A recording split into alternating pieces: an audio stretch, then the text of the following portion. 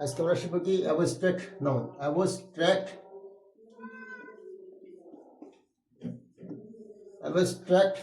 Noun. Abstract noun বলতে আমরা কি বুঝি? অ্যাবস্ট্রাক্ট নাউন বলতে আমরা সাধারণত গুণ বুঝি। গুণ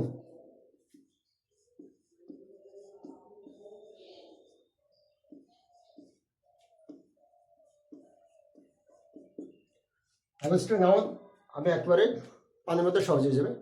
অ্যাবস্ট্রাক্ট নাউন সাধারণত আমি পড়াতে যা দেখি যে তোমরা বুঝতে পারো না, তো বুঝতে না পারার অনেকগুলো কারণ আছে, হয়তো আমরা বোঝাতে পারিনি বা তোমরা বোঝার চেষ্টা করো না। তো আজকে আমরা অ্যাবস্ট্রাক্ট নাউন দেখবো। যে অ্যাবস্ট্রাক্ট নাউন একেবারে সহজ একটা জিনিস। অ্যাবস্ট্রাক্ট নাউন গুণবাচক শব্দ।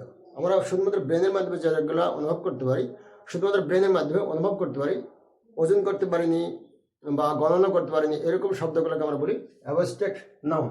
অ্যাবস্ট্রাক্ট নাউন যেমন আমি যদি বলি যে এখন অনেস্টি, অনেস্ট, অনেস্ট মানে কি? অনেস্ট মানে সৎ। তাহলে এটাকে একটা ব্যক্তি গুণ, এটা একটা ব্যক্তির গুণ। একটা লোক কেমন সেটা আমরা বলছি, যে একটা লোক কেমন, এই লোকটা সৎ না অসৎ, না কাইন্ড দয়ালু,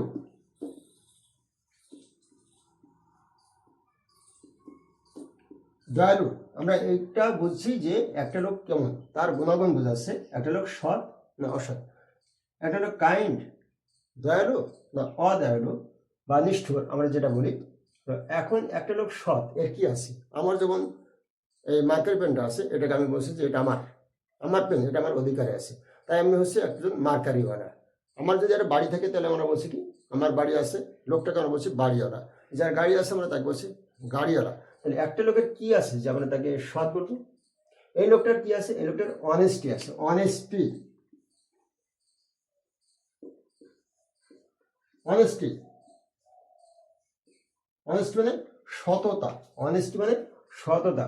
যার অনেস্টি আছে, সততা আছে, সে সৎ। লোকটা সৎ, তার কি আছে? তার অনেস্টি আছে।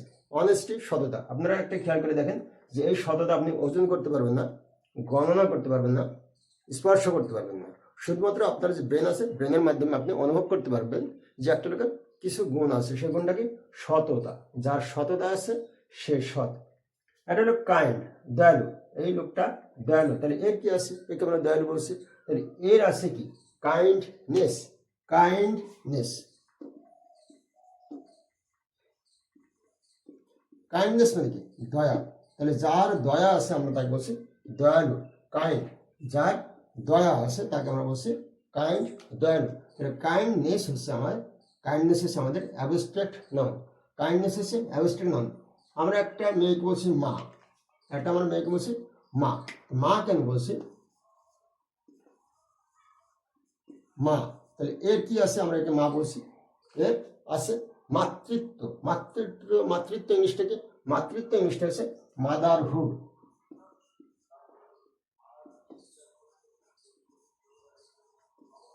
মাদারহুড, যার মাতৃত্ব আছে, মাতৃত্ব,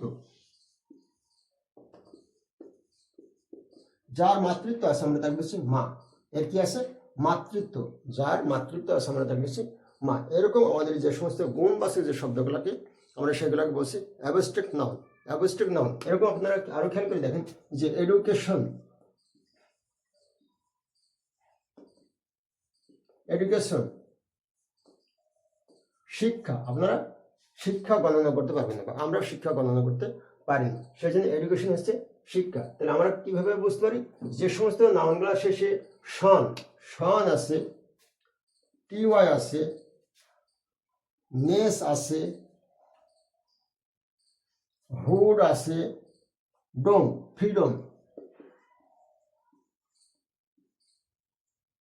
ফ্রিডম, ডোম আছে, বা সিই আছে, বা সি ওয়াই আছে, এরকম শব্দগুলোকে আমরা বলছি অ্যাবস্ট্রাক্ট নাউন। বা টি ওয়াই আছে, যে সকল নাউনগুলো শেষে এরকম ডোম, শন, টি, টিওয়াই বা হুড বা নেস আছে, বা সিই আছে, বা সি ওয়াই আছে, বা মেন্ট আছে। যেমন ডেভেলপমেন্ট, ডেভেলপমেন্ট,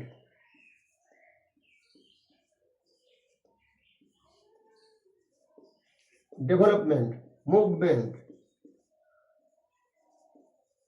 মুভমেন্ট, এরকম যে সমস্ত শব্দগুলোর শেষে এরকম উপসর্গ আছে বা প্রত্যয় আছে, আমরা যেটাকে বাংলায় বলি যে এরকম মেন্ট আছে, শন আছে, ডোম আছে, হুড আছে, টিওয়াই আছে, নেস আছে, এরকম যে সমস্ত শব্দগুলো, এই সমস্ত শব্দগুলোকে আমরা বলছি অ্যাবস্ট্রাক্ট নাউন।